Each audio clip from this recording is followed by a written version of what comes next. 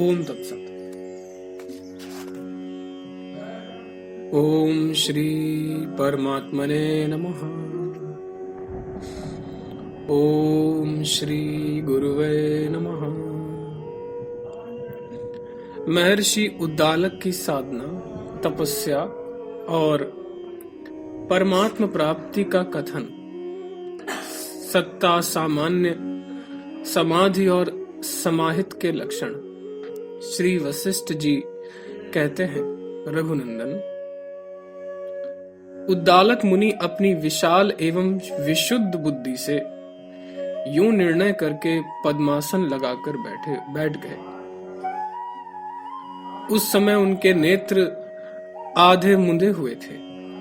तदनंतर जो ओंकार का उच्चारण करता है उसे परम पद की प्राप्ति हो जाती है, क्योंकि ओम या अक्षर परब्रह्म है।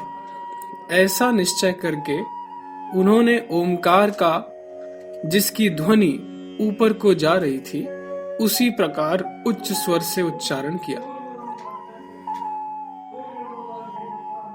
जैसे घंटे के अधोभाग में लटके हुए लटकन को अच्छी तरह पीटने से जोर का शब्द होता है, उनके द्वारा उच्चारित प्रणव ध्वनि जब तक ब्रह्मरंध्र पर्यंत व्याप्त नहीं हो गई और जब तक वे सर्वव्यापक विशुद्ध ज्ञान स्वरूप परमात्मा के अभिमुख नहीं हो गए, तब तक ओम का उच्चारण करते रहे। प्रणव के अकार, उकार, मकार और बिंदु, इस प्रकार 3.5 अंश हैं।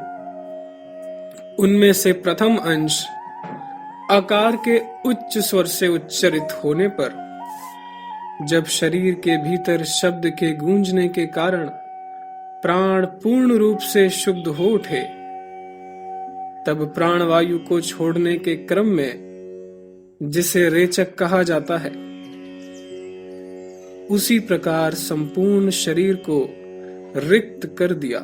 जैसे महर्षि अगस्त ने सागर के जल को पीकर उसे खाली कर दिया था। तत्पश्चात प्रणव के द्वितीय अंश उकार के उच्चारण के समय ओमकार की समस्थिति होने पर प्राणों का निश्चल कुंभक नामक क्रम संपन्न हुआ। उस समय प्राण न बाहर थे न भीतर, न अधोभाग में थे न ऊर्ध्व भाग में, और न दिशाओं में ही भ्रमण कर रहे थे, बल्कि भली भांति स्तंभित किए गए जल की तरह पूर्णतः शांत थे। तदनंतर प्रणव के उपशांतिप्रद तृतीयांश मकार के उच्चारण काल में प्राण वायु को भीतर ले जाने के कारण प्राणों का पूरक नामक क्रम घटित हुआ। इस तीसरे क्रम में प्राण जीवात्मा में भावना द्वारा भावित अमृत के मध्य में पहुंचकर हिम स्पर्श समान सुंदर शीतलता को प्राप्त हो गए।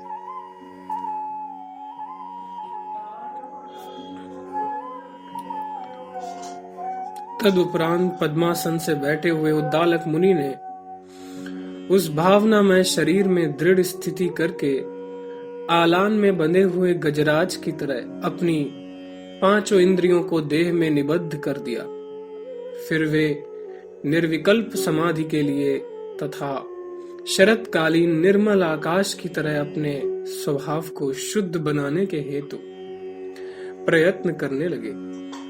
जब उद्दालक मुनि को उस समाधि से तत्व ज्ञान की प्राप्ति हो गई, तब वे दृश्य प्रपंच के विकल्पों से रहित होकर उस नित्य अनंत विज्ञान आनंद घन परमात्मा में तद्रूप हो गए, जो जगत का अधिष्ठान भूत शुद्ध स्वरूप एवं महान है। वे शरीर से पृथक होकर किसी अनिर्वचनीय स्थिति को प्राप्त हो गए और नित्य सत्य सम चिन्मय रूप होकर आनंद सागर परमात्मा में विलीन हो गए। उस समय वे वात रहित स्थान में रखे हुए दीपक की भांति कांतिमान चित्र लिखित के सदृश अटल मन वाले निस्तरंग समुद्र के समान गंभीर एवं बरसे हुए निर्जल बादल की तरह मूक हो गए। इस प्रकार जब इस महालोक स्वरूप परब्रह्म में स्थित हुए उद्दालक का बहुत सा समय व्यतीत हो गया, तब उन्होंने बहुसंख्यक आकाशचारी सिद्धों तथा देवताओं को भी देखा। तदनंतर जो इंद्र और सूर्य का पद प्रदान करने की सामर्थ्य रखती थी, ऐसी बहुत सी विचित्र सिद्धियां भी अप्सराओं से घिरी हुई वहां चारों ओर से आ पहुंची। परंतु उद्दालक मुनि ने उन सिद्धियों को बच्चों के खिलौने की तरह समझकर उनका कुछ भी आदर नहीं किया, क्योंकि उनका मन शोभ रहित और बुद्धि गंभीर थी। क्योंकि उनका मन शोभ रहित और बुद्धि गंभीर थी। इस प्रकार सिद्धि समूहों का अनादर करके वे 6 महीने तक उस आनंद मंदिर रूप समाधि में स्थित रहे। ठीक उसी तरह जैसे उत्तरायण के 6 मास तक सूर्य उत्तर दिशा की ओर रहते हैं, इतने समय तक उद्दालक मुनि को जीवन मुक्ति पद की प्राप्ति हो गई।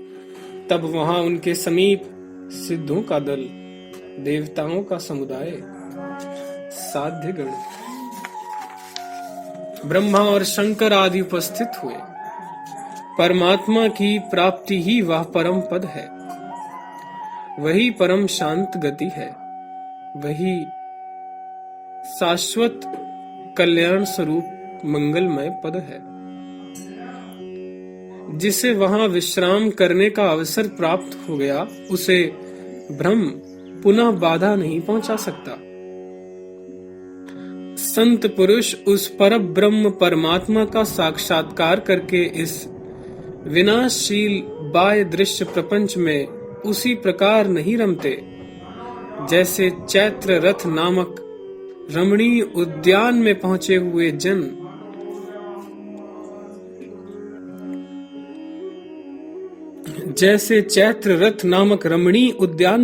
हुए जन खैर के वन में जाने की इच्छा नहीं करते। उद्दालक मुनि ने सिद्धियों को दूर हटा दिया था।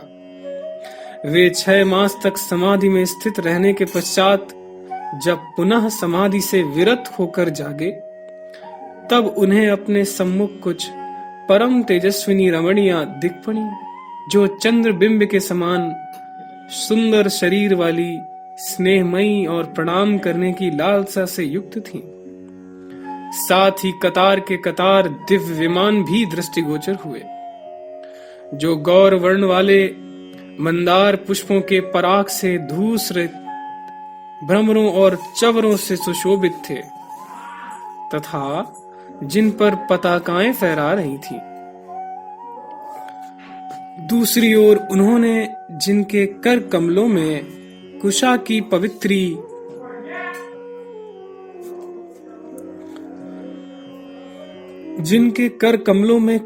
पवित्री धारण करने से चिन्ह पड़ गए थे, उन हमारे जैसे मुनियों को और विद्याधरियों सहित श्रेष्ठ विद्याधरों को भी देखा। उन सब ने उन महात्मा उद्दालक मुनि से कहा, भगवन, हम आपको प्रणाम कर रहे हैं, आप अनुग्रहपूर्ण दृष्टि से हमारी ओर देखिए। मुने, आइए और इस विमान पर चढ़कर स्वर्ग लोक को पधारिए, क्योंकि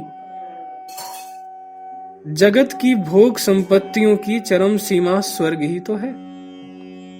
विभो, वहां चलकर आप कल्प पर्यंत अपने अभीष्ट भोगों का समुचित रूप से उपभोग कीजिए, क्योंकि समस्त तपस्याएं स्वर्ग आदि रूप फल का उपभोग करने के लिए ही होती हैं। भगवन, ये विद्याधरों की ललनाएं हार और चंवर धारण किए आपके पास खड़ी हैं, इन पर दृष्टिपात कीजिए, क्योंकि धर्म और अर्थ का सार काम है तथा काम की सारभूता सुंदरी युवतियां हैं। जैसे मंजरियां वसंत ऋतु में ही उपलब्ध होती हैं, उसी तरह ये वरांगनाएं स्वर्ग में ही मिलती हैं। यूं कहने वाले उन सभी विद्याधर और ऋषि मुनि आदि अतिथियों का यथोचित आदर सत्कार करके उद्दालक मुनि निर्भ्रांत एवं निश्चल भाव से बैठे रहे। उनकी बुद्धि तो गंभीर थी ही, अतः उन्होंने ना तो उस विभूति का अभिनंदन किया और ना तिरस्कार ही किया, अर्थात उदासीन बने रहे। तथा भो सिद्धगण, आप लोग जाइए, यूं कहकर वे अपने समाधि रूप कार्य में संलग्न हो गए। तदनंतर सिद्धगण कुछ दिनों तक उद्दालक मुनि की, जो भोगों की आसक्ति से रहित और अपने धर्म में निरत थे, प्रणाम, स्तुति, प्रशंसा आदि द्वारा उपासना करके अपने आप चले गए। तब जीवन मुक्त अवस्था को प्राप्त हुए मुनि स्वेच्छा अनुसार वन प्रांतों तथा मुनियों के आश्रमों में सुखपूर्वक विचरते रहे। उस समय से उद्दालक मुनि परम पद के प्राप्त होने पर पर्वतों की कंदराओं में ध्यान आदि लीलाएं करते हुए निवास करने लगे। ध्यानस्थ होने पर उनका कभी एक दिन में, कभी एक मास में, कभी एक वर्ष में और कभी कभी तो कई वर्षों में उस ध्यान समाधि से व्युत्थान होता था। उस समय से लेकर उद्दालक मुनि व्यवहार में तत्पर रहते हुए भी चिन्मय परमात्मा में एक ही भाव से स्थित होकर परम समाहित चित्त बने रहते थे। यूं चिन्मय परमात्म तत्व में एक ही भाव के दृढ़ अभ्यास से महान चिन्मय विज्ञान आनंद घन परमात्मा को प्राप्त करके उन मुनि की सर्वत्र समदृष्टि हो गई। जैसे सूर्य का तेज भूतल पर सर्वत्र समभाव से पड़ता है, इस प्रकार समस्त विक्षेपों का उपशमन होने के कारण परम पद की प्राप्ति से उनका चित्त जब शांत हो गया, उनकी जन्म मरण रूपी फांसी कट गई और वे संशय तथा चंचलता से रहित हो गए, तब वे शरतकालीन आकाश के समान शांत, सर्वव्यापक, तेजस्वी, प्रकाशमय, चित्त रहित, विशुद्ध स्वरूप चिन्मय परमात्मा को प्राप्त हो गए। श्री राम जी ने पूछा, ऐश्वर्यशाली गुरु, आप आत्मज्ञान रूपी दिन के लिए सूर्य स्वरूप हैं, अतः अब ये बतलाने की कृपा करें कि सत्ता सामान्य का क्या लक्षण है। श्री वशिष्ठ जी ने कहा, राघव, दृश्य वस्तु है ही नहीं। इस प्रकार की दृढ़ भावना से चित्त जब सर्वथा क्षीण हो जाता है, तब उस सामान्य स्वरूप चेतन की सब में सामान्य भाव से व्यापक स्वतः सिद्ध सत्ता मात्र ही सत्ता सामान्य अवस्था होती है। जब चैतन्य समस्त दृश्य पदार्थों से रहित होकर परमात्मा में विलीन हो जाता है, तब उसकी निराकार आकाश की भांति अत्यंत निर्मल सत्ता सामान्यता होती है। जब चैतन्य बाह्य एवं अभ्यंतर सहित यह जो कुछ है उन सब का अपलाप करके स्थित हो, उस समय उसकी सत्ता सामान्य अवस्था समझनी चाहिए। जब साधक संपूर्ण दृश्य प्रपंच को अपने वास्तविक स्वरूप से स्वप्रकाशात्मक सत्ता सामान्य स्वरूप परमात्मा ही अनुभव करता है, तब उसकी सत्ता सामान्यता अवस्था जाननी चाहिए। यह परम दृष्टि तुर्यातीत पद के सदृश है, अतः यह सदेह मुक्त और विदेह मुक्त दोनों के लिए सदा समान है।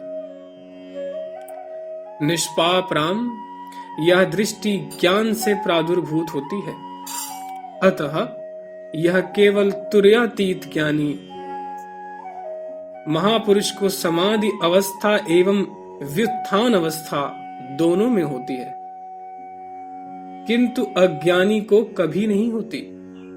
यह सत्ता सामान्य पदवी समस्त भयों का विनाश करने वाली है।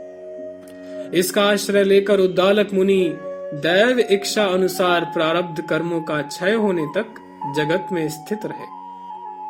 वे पर्वत की गुफा में पत्तों के आसन पर नेत्रों को आधा मूंद कर पद्मासन से बैठे थे। उस समय वे महात्मा चित्र लिखित से निश्चल होकर शरद ऋतु के निर्मल आकाश में संपूर्ण कलाओं से परिपूर्ण चंद्रमा के समान विशुद्ध और सम हो गए। उनके सारे संकल्प विकल्प जाते रहे। वे निर्विकार एवं समस्त पापों और विषय भोगों की उपाधि से रहित होने के कारण अभिराम हो गए।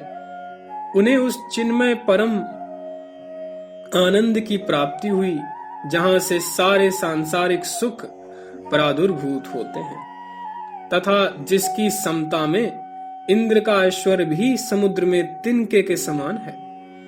तदनंतर वे विप्रवर उद्दालक जो अनंत आकाशों में व्याप्त रहने वाली दिशाओं को भी व्याप्त करने वाला, सदा समस्त वस्तुओं से पूर्ण, भुवनों का भरण पोषण करने वाला, बड़े भाग्य से एवं उत्तम जनों द्वारा सेवा करने योग्य, वाणी से परे, अनंत, सबका आदि और सत्य स्वरूप है, उस परम विज्ञान आनंद घन परमात्मा में तद्रूप हो गए, जो विवेक द्वारा स्फुरित हुए आनंद रूपी विकसित पुष्पों से सुशोभित है।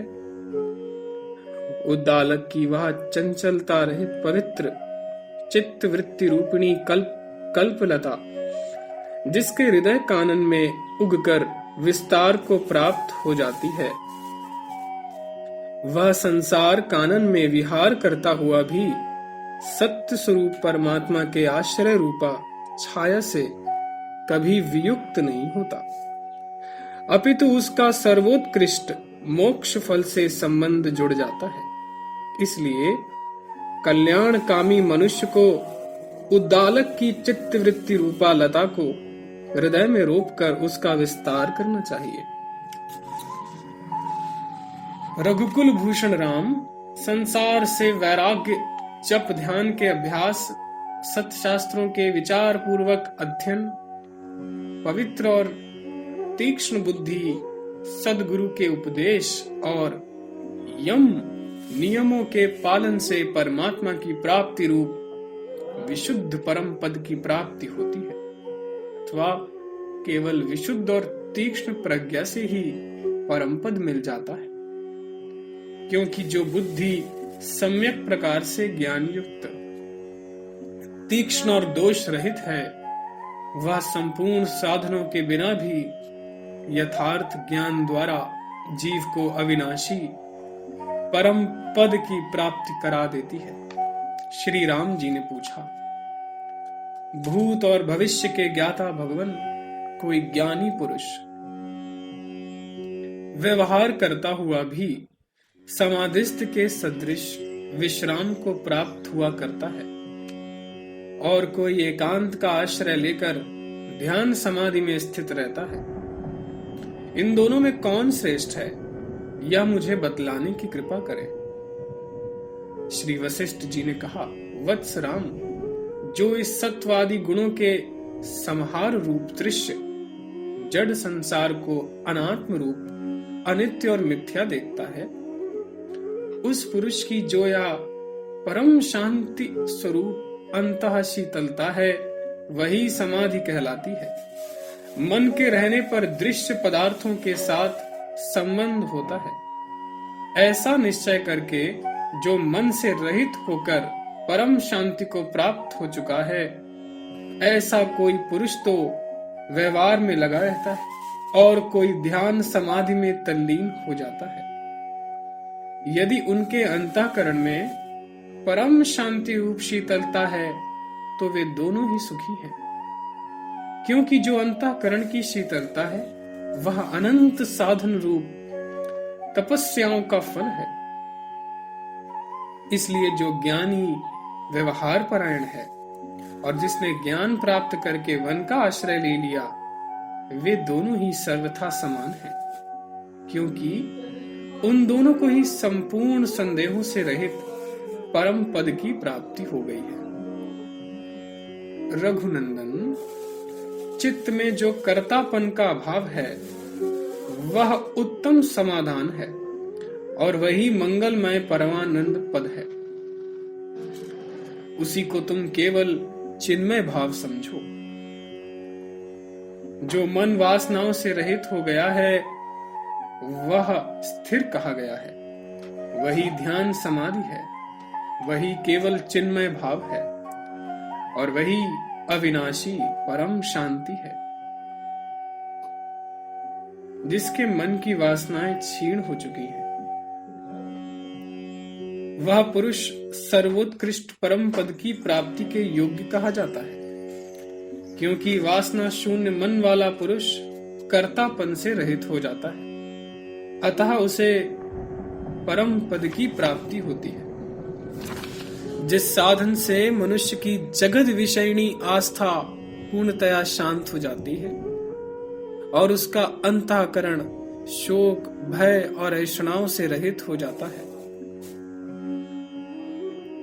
तथा आत्मा अपने वास्तविक स्वरूप में स्थित हो जाता है, उस साधन को समाधि कहते हैं। जिन गृहस्थों के चित्त अच्छी प्रकार समाहित हो चुके हैं तथा जिनके अहंकार आदि दोष शांत हो गए हैं, उनके लिए घर ही निर्जन वनस्थलियों के समान है। समाहित मन और बुद्धि वाले तुम्हारे जैसे प्राणियों के लिए इस जगत में घर और वन एक से हैं। राजकुमार राम, जिसका चित्त अहंता, ममता, राग आदि दोष रूप महामेघ से रहित होकर शांत हो चुका है, उसके लिए जन समूह से व्याप्त नगर भी सुनसान अरण्य जैसे लगते हैं। परंतु शत्रु वीरों का संहार करने वाले रघुनंदन, जिसका चित्त अहंता, ममता और राग और आदि वृत्तियों से युक्त होने के कारण उन्मत्त बना रहता है, उसके लिए निर्जन वन भी प्रचुर जनों से परिपूर्ण नगर जैसे ही है।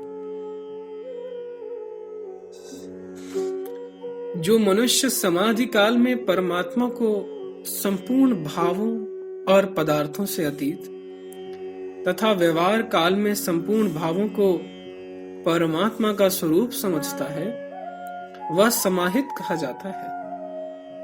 जिसका मन सदा अंतर्मुख बना रहता है, वह सोते, जागते और चलते हुए भी ग्राम, नगर और देश को जंगल जैसा ही समझता है। यद्यपि यह सारा जगत प्राणियों से परिपूर्ण है, तथापि नित्य अंतर्मुखी स्थिति वाले पुरुष के लिए सर्वथा अनुपयोगी होने के कारण यह आकाश की तरह शून्य हो जाता है।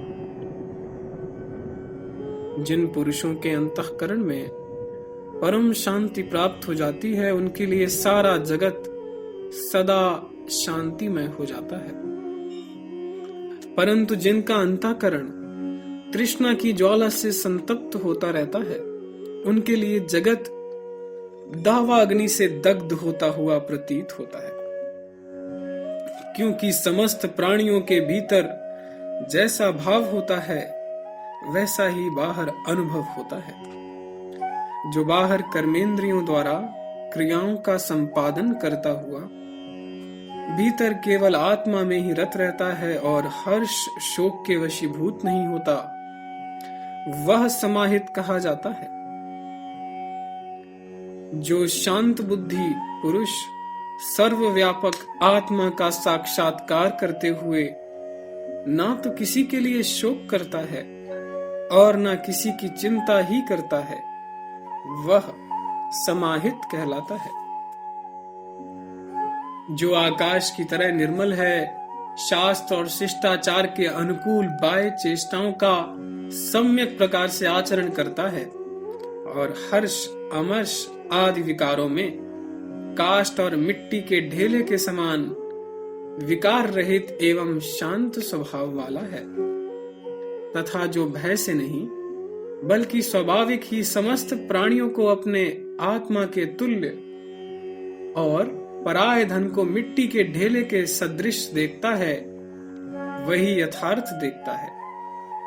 जो इस प्रकार के आशय से संपन्न होकर सच्चिदानंद ब्रह्म रूप परम पद को प्राप्त हो गया है, उसके ऐश्वर्य आदि पदार्थ चाहे पूर्ववत स्थित रहे, चाहे अभ्युदय को प्राप्त हो, चाहे नष्ट हो जाएं, चाहे उसके बंधु बांधव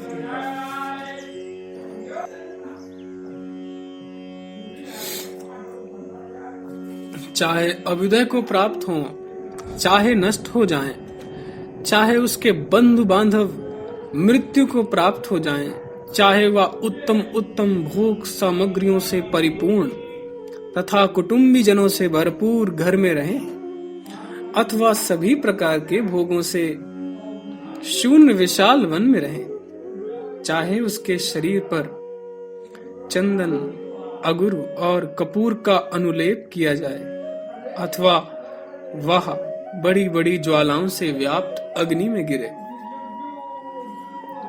चाहे उसकी आज ही मृत्यु हो जाए अथवा अनेक कल्पों के बाद हो, वह ना तो स्वयं कुछ बनता है और ना उस महात्मा ने कुछ किया ही।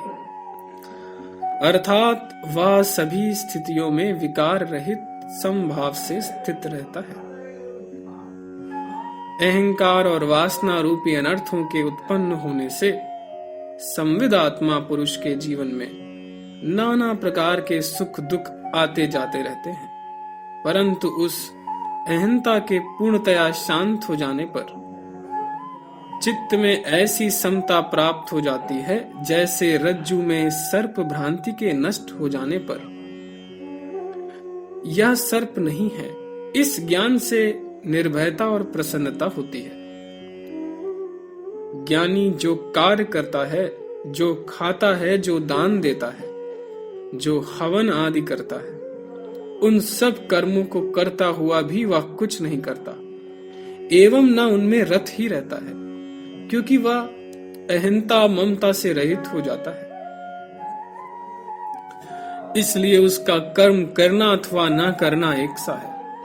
उसका ना तो कर्मों के करने से कोई प्रयोजन है और ना कर्मों के ना करने से ही कोई मतलब, क्योंकि वह तो यथार्थ ज्ञान के प्रभाव से स्वाभाविक ही परमात्मा में स्थित है।